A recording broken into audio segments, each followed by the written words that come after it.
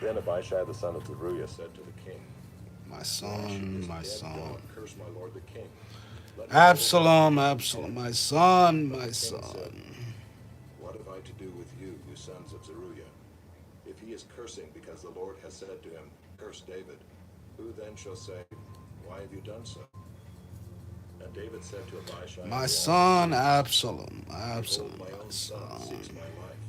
How much more now may this Benjaminite?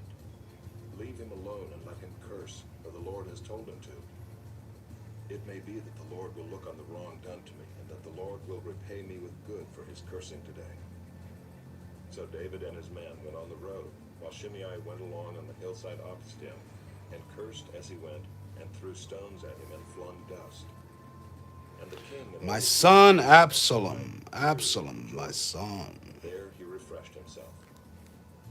Now Absalom and all the people, the men of Israel, came to Jerusalem, and Ahithophel with him. When My Hushai the son, Archite, David's Absalom. friend, came to Absalom, Hushai said to Absalom, "Long live the king! Long live the king!"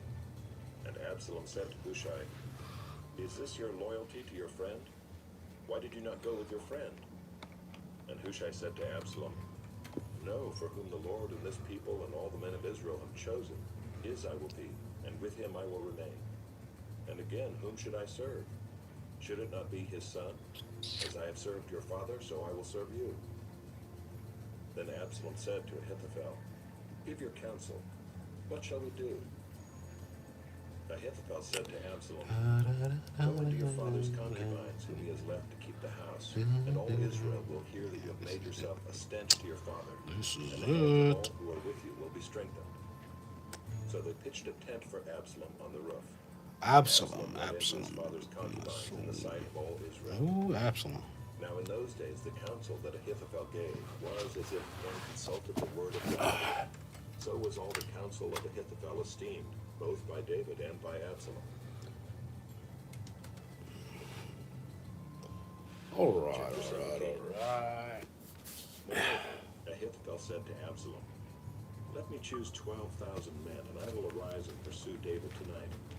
I will come upon him while he is weary and discouraged, and throw him into a panic, and all the people who are with him will flee. I will strike down only the king, and I will bring all the people back to you as a bride comes home to her husband. You seek the life of only one man, and all the people will be at peace." And the advice seemed right in the eyes of Absalom and all the elders of Israel. Then Absalom said, "Call Hushai the Archite also, and let us hear what he has to say." And when Hushai came to Absalom, Absalom said to him, "Thus has Ahithophel spoken. Shall we do as he says?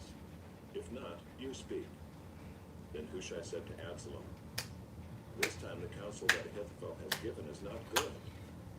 Hushai said, "You know that your father and his men are mighty men, and that they are enraged like a bear robbed of her cubs in the field. Besides, your father is expert in war. He will not spend the night with the people. Behold, even now he has hidden himself in one of the pits or in some other place. And as soon as some of the people fall at the first attack, whoever hears it will say, 'There has been a slaughter among the people who follow Absalom.' Then even the valiant men, whose heart is like the heart of a lion, will utterly melt with fear, for all Israel knows that your father is a mighty man, and that those who are with him are valiant men.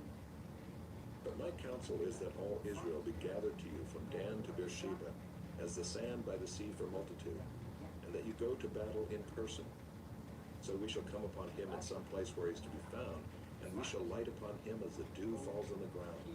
And of him and all the men with him, not one will be left. If he withdraws into a city, then all Israel will bring ropes to that city, and we shall drag it into the valley, until not even a pebble is to be found there." And Absalom and all the men of Israel said, "The counsel of Hushai the Archite is better than the counsel of Ahithophel." For the Lord had ordained to defeat the good counsel of Ahithophel, so that the Lord might bring harm upon Absalom.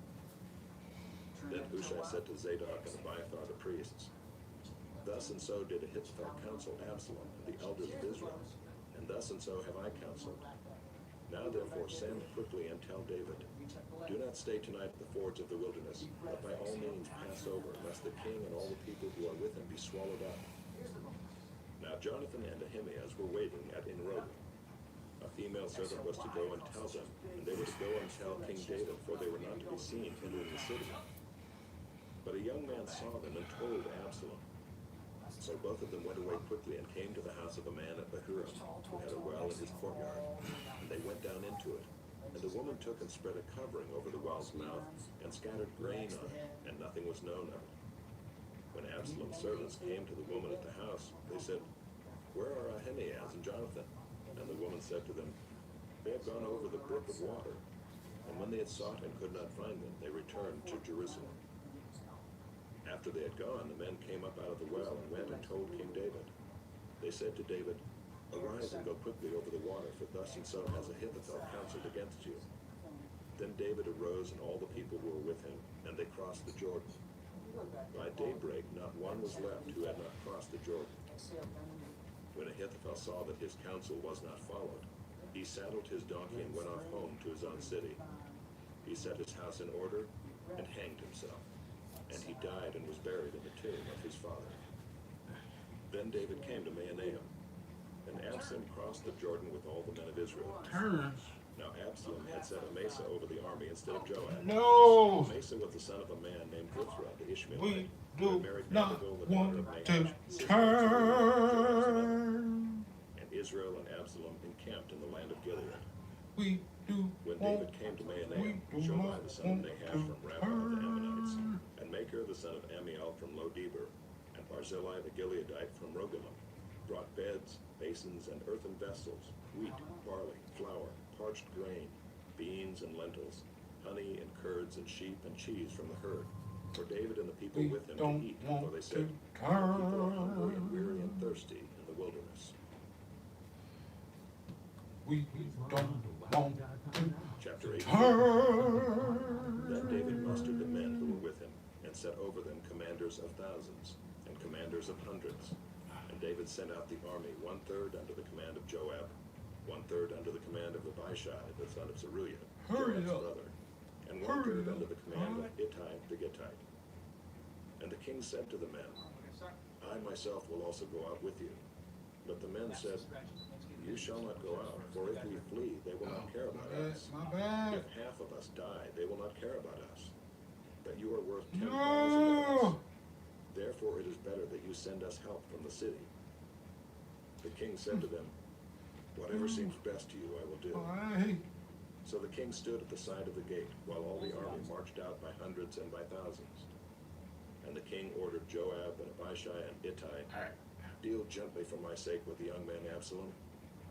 And all the people heard when the king gave orders to all the commanders about Absalom. There we go. So the army went out into the field against Israel, and the battle was fought in the forest of Ephraim. And the men of Israel were defeated there by the servants of David, and the loss there was great on that day, 20,000 men. The battle spread over the face of all the country, and the forest devoured more people that day than the sword. And Absalom happened to meet the servants of David. Absalom was riding on his mule, and the mule went under the thick branches of a great oak, and his head caught fast in the oak, and he was suspended between heaven and earth, while the mule that was under him went on. And a certain man saw it and told Joab, "Behold, I saw Absalom hanging in an oak."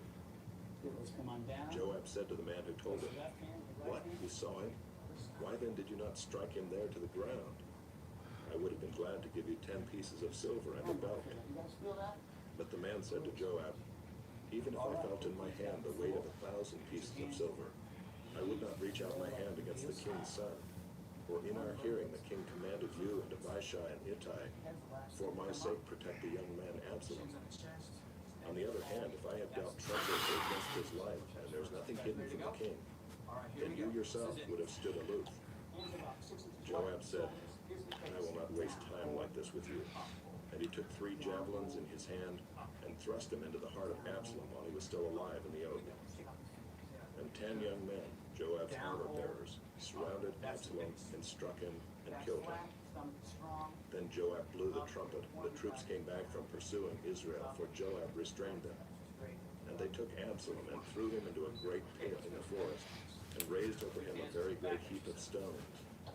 And all Israel fled, everyone to his own home. Now Absalom in his lifetime had taken and set up for himself the pillar that is in the king's valley, for he said, I have no son to keep my name in remembrance. He called the pillar after his own name, and it is called Absalom's monument to this day. Then Ahimaaz the son of Zadok said, "Let me run and carry news to the king that the Lord has delivered him from the hand of his enemies." And Joab said to him, "You are not to carry news today.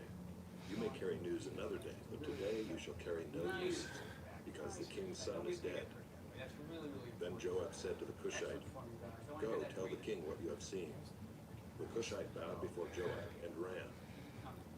Then Ahimaaz the son of Zadok said again to Joab, "Come what may, let me also run after the Cushite." And Joab said, "Why will you run, my son, seeing that you will have no reward for the news?" "Come what may," he said, "I will run." So he said to him, "Run." Then Ahimaaz ran by the way of the plain, and outran the Cushite. Now David was sitting between the two gates, and the watchman went up to the roof of the gate by the wall, and when he lifted up his eyes and looked, he saw a man running alone.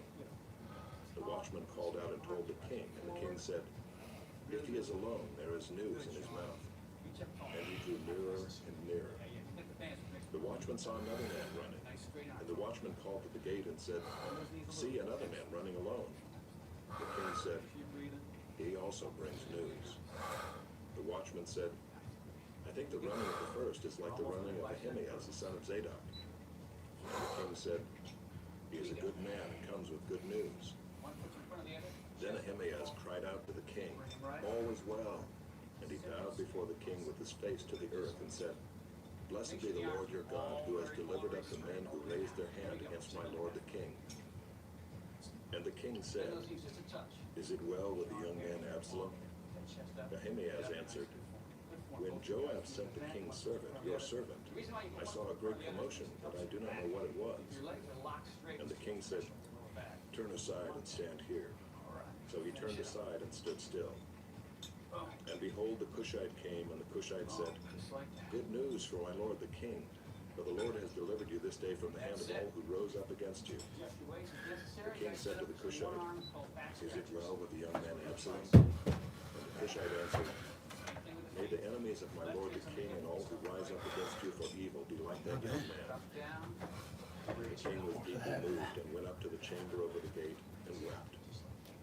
And as he went, he said, "Oh, my son Absalom, my son Absalom, would I had died instead of you, oh Absalom, my son, my son."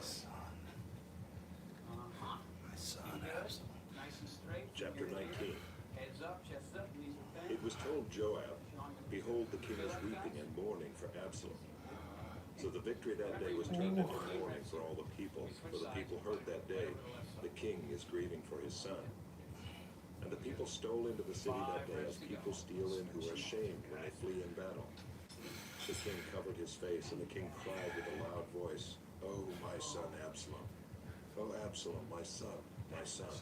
Then Joab came into the house to the king and said, "You have today covered with shame the faces of all your servants, who have this day saved your life and the lives of your sons and your daughters, and the lives of your wives and your concubines, because you love those who hate you, and hate those who love you. For you have made it clear today that commanders and servants are nothing to you.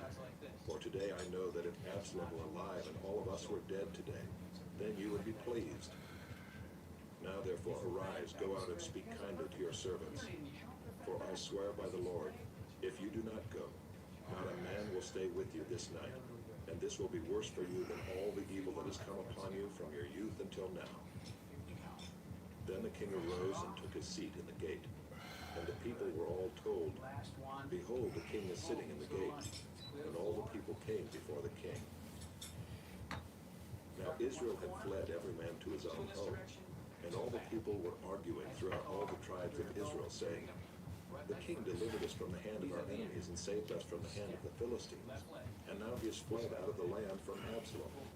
But Absalom, whom we anointed over us, is dead in battle. Now therefore, why do you say nothing about bringing the king back?" And King David sent his message to Zadok and Abiathar the priests. "Say to the elders of Judah, why should you be the last to bring the king back to his house, when the word of all Israel has come to the king? You are my brothers, you are my bone and my flesh. Why then should you be the last to bring back the king? And say to Amasa, are you not my bone and my flesh? God, do so to me and more also, if you are not commander of my army from now on in place of Joab. And he swayed the heart of all the men of Judah as one man, so that they sent word to the king, return both you and all your servants. So the king came back to the Jordan, and Judah came to Gilgal to meet the king and to bring the king over the Jordan. And Shimei the son of Gera, the Benjaminite from Bahurim, hurried to come down with the men of Judah to meet King David. And with him were 1,000 men from Benjamin. And Ziba the servant of the house of Saul with his 15 sons and his 20 servants rushed down to the Jordan before the king. And they crossed the ford to bring over the king's household and to do his pleasure. And Shimei the son of Gera fell down before the king as he was about to cross the Jordan, and said to the king, let not my lord hold me guilty, or remember how your servant did wrong on the day my lord the king left Jerusalem. Do not let the king take it to heart, for your servant knows that I have sinned. Therefore, behold, I have come this day, the first of all the house of Joseph, to come down to meet my lord the king. Abishai the son of Zeruiah answered, shall not Shimei be put to death for this, because he cursed the Lord's anointed? But David said, what have I to do with you, you sons of Zeruiah, that you should this day be as an adversary to me? Shall anyone be put to death in Israel this day? Or do I not know that I am this day king over Israel? And the king said to Shimei, you shall not die. And the king gave him his oath. And Mephibosheth, the son of Saul, came down to meet the king. He had neither taken care of his feet, nor trimmed his beard, nor washed his clothes, from the day the king departed until the day he came back in safety. And when he came to Jerusalem to meet the king said to him, why did you not go with me, Mephibosheth? He answered, my lord, O king, my servant deceived me. For your servant said to him, I will saddle a donkey for myself, that I may ride on it and go with the king, for your servant is lame. He has slandered your servant to my lord the king, but my lord the king is like the angel of God. Do therefore what seems good to you. All my father's house were but men doomed to death before my lord the king. But you set your servant among those who eat at your table. What further right have I then to cry to the king? And the king said to him, why speak any more of your affairs? I have decided. You and Ziba shall divide the land. And Mephibosheth said to the king, oh, let him take it all, since my lord the king has come safely home. Now Barzillai the Gileadite had come down from Rogan, and he went on with the king to the Jordan, to escort him over the Jordan. Barzillai was a very aged man, 80 years old. He had provided the king with food while he stayed at Mahanaim, for he was a very wealthy man. And the king said to Barzillai, come over with me, and I will provide for you with me in Jerusalem. But Barzillai said to the king, how many years have I still to live, that I should go up with the king to Jerusalem? I am this day 80 years old. Can I discern what is pleasant and what is not? Can your servant taste what he eats or what he drinks? Can I still listen to the voice of singing men and singing women?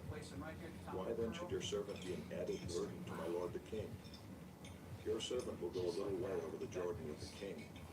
Why should the king repay me with such a reward? Please let your servant return, that I may die in my own city, near the grave of my father and my mother. But here is your servant Kimham. Let him go over with my lord the king, and do for him whatever seems good to you. And the king answered, Kimham shall go over with me, and I will do for him whatever seems good to you, and all that you desire of me I will do for you. Then all the people went over the Jordan, and the king went over. And the king kissed Barzillai and blessed him, and he returned to his own home. The king went on to Gilgal, and Kimham went on with him.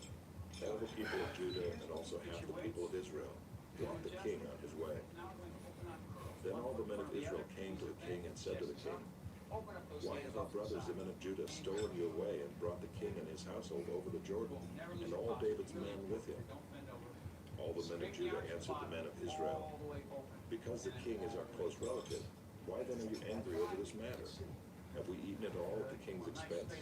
Or has he given us any gift? The men of Israel answered the men of Judah, we have 10 shares in the king, and in David also we have more than you. Why then did you despise us? Were we not the first to speak of bringing back our king? But the words of the men of Judah were fiercer than the words of the men of Israel. Chapter 20. Now there happened to be there a worthless man whose name was Sheba, the son of Bichri, of Benjamin. And he blew the trumpet and said, we have no portion in David, and we have no inheritance in the son of Jesse. Every man to his tent, so Israel. So all the men of Israel withdrew from David, and followed Sheba, the son of Bichri. But the men of Judah followed their king steadfastly from the Jordan to Jerusalem. And David came to his house at Jerusalem. And the king took the 10 concubines whom he had left to care for the house, and put them in a house under guard, and provided for them, but did not go into them. So they were shut up until the day of their death, living as if in widowhood. Then the king said to Amasa, call the men of Judah together to me within 3 days, and be here yourself. So Amasa went to summon Judah, but he delayed beyond the set time that had been appointed him. And David said to Abishai, now Sheba, the son of Bichri, will do us more harm than Absalom. Take your Lord's servants and pursue him, lest he get himself to fortified cities and escape from us. And there went out after him Joab's men, and the Kerethites and the Pelethites, and all the mighty men. They went out from Jerusalem to pursue Sheba, the son of Bichri. When they were at the great stone that is in Gibeon, Amasa came to meet them. Now Joab was wearing a soldier's garment, and over it was a belt with a sword in its sheath, fastened on his thigh. And as he went forward, it fell out. And Joab said to Amasa, is it well with you, my brother? And Joab took Amasa by the beard with his right hand to kiss him. But Amasa did not observe the sword that was in Joab's hand. So Joab struck him with it in the stomach, and spilled his entrails to the ground without striking a second blow, and he died. Then Joab and Abishai his brother pursued Sheba the son of Bichri. And one of Joab's young men took his stand by Amasa and said, whoever favors Joab, and whoever is for David, let him follow Joab. And Amasa lay wallowing in his blood in the highway. And anyone who came by, seeing him, stopped. And when the man saw that all the people stopped, he carried Amasa out of the highway into the field, and threw a garment over him. When he was taken out of the highway, all the people went on after Joab to pursue Sheba the son of Bichri. And Sheba passed through all the tribes of Israel to Abel of Beth-maachah, and all the Bichrites assembled and followed him in. And all the men who were with Joab came and besieged him in Abel of Beth-maachah. They cast up a mound against the city, and it stood against the rampart, and they were battering the wall to throw it down. Then a wise woman called from the city, listen, tell Joab, come here that I may speak to you. And he came near her, and the woman said, are you Joab? He answered, I am. Then she said to him, listen to the words of your servant. And he answered, I am listening. Then she said, they used to say in former times, let them but ask counsel at Abel. And so they settled a matter. I am one of those who are peaceable and faithful in Israel. You seek to destroy a city that is a mother in Israel. Why will you swallow up the heritage of the Lord? Joab answered, far be it from me, far be it that I should swallow up or destroy. That is not true, but a man of the hill country of Ephraim called Sheba the son of Bichri has lifted up his hand against King David. Give up him alone, and I will withdraw from the city. And the woman said to Joab, behold, his head shall be thrown to you over the wall. Then the woman went to all the people in her wisdom, and they cut off the head of Sheba the son of Bichri and threw it out to Joab. So he blew the trumpet, and they dispersed from the city, every man to his home. And Joab returned to Jerusalem to the king. Now Joab was in command of all the army of Israel, and Benaiah the son of Jehoiada was in command of the Kerethites and the Pelethites. And Adoram was in charge of the forced labor, and Jehoshaphat the son of Ahilud was a reporter. Sheba was secretary, and Zadok and Abiathar were priests, and Ira the Jairite was also David's priest. Chapter 21. Now there was a famine in the days of David for 3 years, year after year. And David sought the face of the Lord. And the Lord said, there is blood guilt on Saul and on his house, because he put the Gibeonites to death. So the king called the Gibeonites and spoke to them. Now the Gibeonites were not of the people of Israel, but of the remnant of the Amorites. Although the people of Israel had sworn to spare them, Saul had sought to strike them down in his zeal for the people of Israel and Judah. And David said to the Gibeonites, what shall I do for you? And how shall I make atonement, that you may bless the heritage of the Lord? The Gibeonites said to him, it is not a matter of silver or gold between us and Saul or his house. Neither is it for us to put any man to death in Israel. And he said, what do you say that I shall do for you? They said to the king, the man who consumed us and planned to destroy us, so that we should have no place in all the territory of Israel. Let 7 of his sons be given to us, so that we may hang them before the Lord in Gibeon of Saul, the chosen of the Lord. And the king said, I will give them. But the king spared Mephibosheth, the son of Saul's son Jonathan, because of the oath of the Lord that was between them, between David and Jonathan, the son of Saul. The king took the 2 sons of Rizpah, the daughter of Aiah, whom she bore to Saul, Armoni and Mephibosheth, and the 5 sons of Merab, the daughter of Saul, whom she bore to Adriel, the son of Barzillai the Maholathite. And he gave them into the hands of the Gibeonites, and they hanged them on the mountain before the Lord. And the 7 of them perished together. They were put to death in the first days of harvest, at the beginning of barley harvest. Then Rizpah the daughter of Aiah took sackcloth and spread it for herself on the rock, from the beginning of harvest until rain fell upon them from the heavens. And she did not allow the birds of the air to come upon them by day, or the beasts of the field by night. When David was told what Rizpah the daughter of Aiah, the concubine of Saul, had done, David went and took the bones of Saul and the bones of his son Jonathan from the men of Jabesh Gilead, who had stolen them from the public square of Bethshan, where the Philistines had hanged them, on the day the Philistines killed Saul on Gilboa. And he brought up from there the bones of Saul and the bones of his son Jonathan, and they gathered the bones of those who were hanged. And they buried the bones of Saul and his son Jonathan in the land of Benjamin in Zelah, in the tomb of Kish his father. And they did all that the king commanded.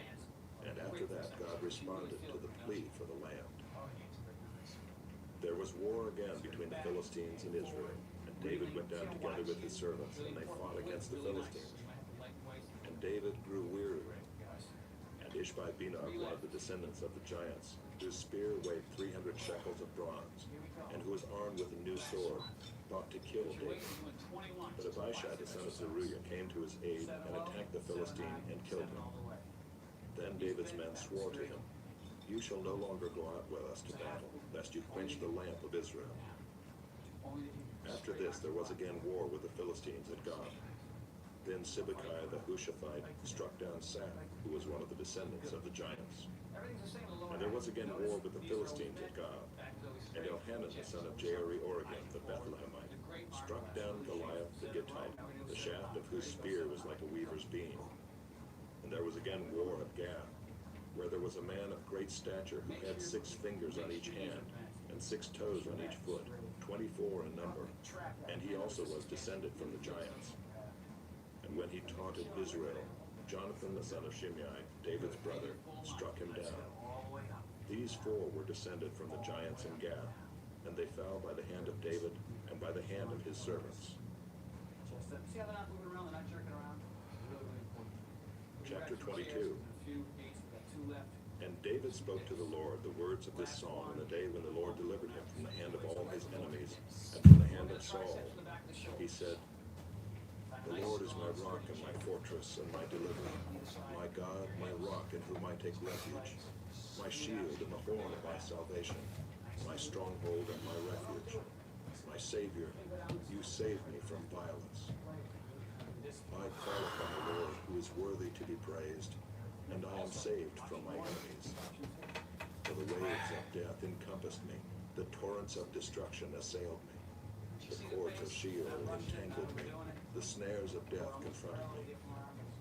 In my distress I called upon the Lord. To my God I called.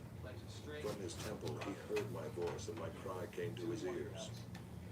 Then the earth reeled and rocked. The foundations of the heavens trembled and quaked because he was angry. Smoke went up from his nostrils and devouring fire from his mouth. Glowing coals flamed forth from him. He bowed the heavens and came down.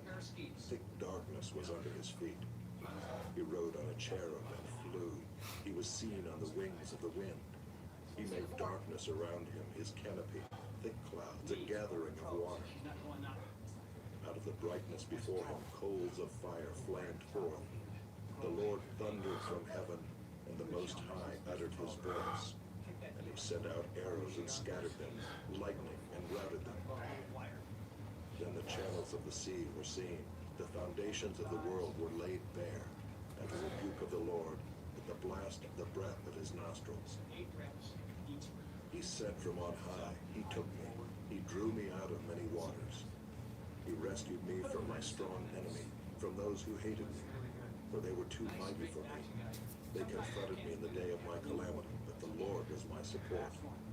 He brought me out into a broad place. He rescued me because he delighted in me. The Lord dealt with me according to my righteousness. According to the cleanness of my hands he rewarded me. For I have kept the ways of the Lord, and have not wickedly departed from my God. For all his rules were before me, and from his statutes I did not turn aside. I was blameless before him, and I kept myself from guilt. And the Lord has rewarded me according to my righteousness, according to my cleanness in his sight. With the merciful you show yourself merciful. With the blameless man you show yourself blameless. With the purified you deal purely. And with the crooked you make yourself seem tortuous. You save a humble people, but your eyes are on the haughty to bring them down. For you are my lamp, O Lord, and my God lightens my darkness. For by you I can run against a troop, and by my God I can leap over a wall. This God, his way is perfect. The word of the Lord proves true. He is a shield for all those who take refuge in him. For who is God but the Lord, and who is a rock except our God? This God is my strong refuge, and has made my way blameless.